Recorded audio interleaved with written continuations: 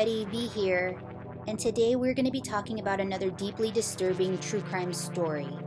This story is about the Columbia River Gorge murders. The Columbia River Gorge murders were terrible and obscene murders of two small children by the hands of their mother, Gertrude Jackson, and their mother's female lover, Jeannace Freeman. Now, I will go ahead and give you guys a warning that this story is very violent and intense, as it involves the murder and mutilation of two small children.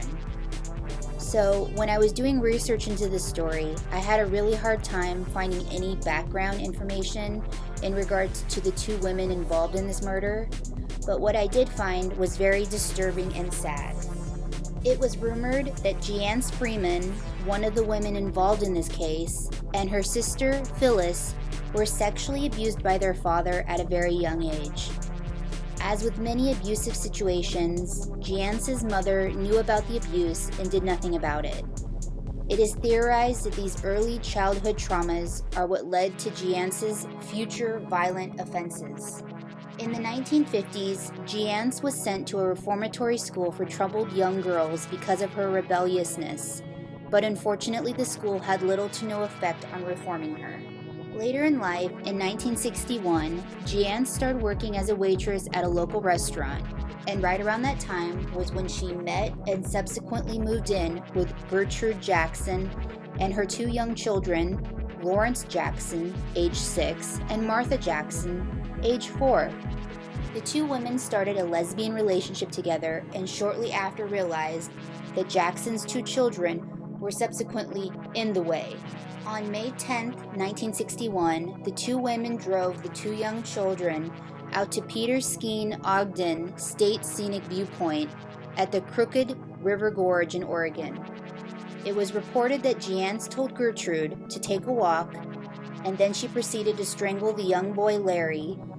She then beat him with a tire iron and lastly mutilated his tiny body. Jeannace then tossed the young boy's body off the side of the cliff to his death.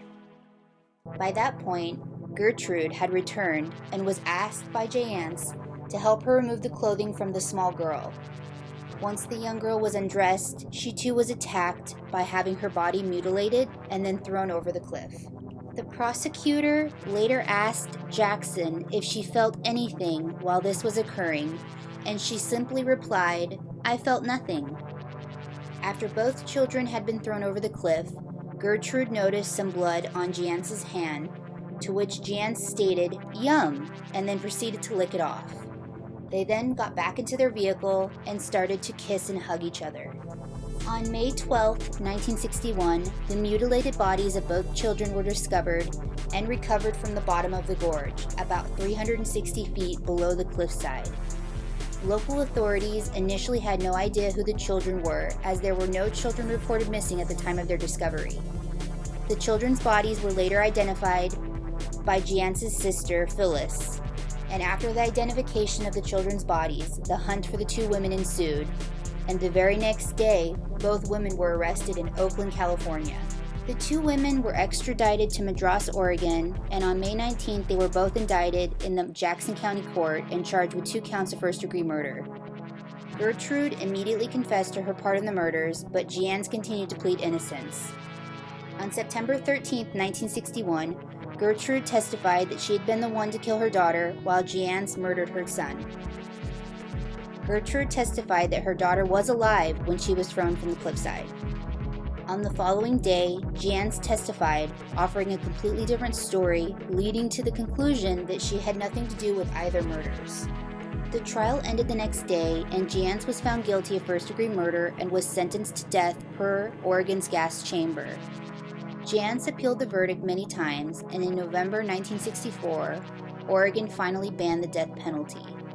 Jeannace was released from prison in 1985 after serving 20 years behind bars. After Jeannace was released from prison, she visited with family members who reported that she seemed to feel bad for what she had done. But after just a small amount of time, she started a new relationship up with a woman by the name of Darla. One day when Darla refused to go to the store to buy Jeannace some cigarettes, Jeannace threatened Darla with a knife. Because of this altercation, Jeannace was returned to prison for violating her parole, and prison is where she remained until 2003 when she passed away. Because Gertrude testified against Jeannace, she received a lighter sentence of only life in prison for the murder of her daughter. Well guys, that's it for this video. Thank you so much for watching it. I know that this one was a bit hard to hear about as it was very graphic and horrific. But once again, I think that murder and unsolved crimes are important to talk about and share because it helps to bring these types of issues to light. As always, I really appreciate you watching my videos and supporting me, and I will have another new and interesting story for you guys coming up real soon. Thanks again, and I'll see you guys next time. Bye!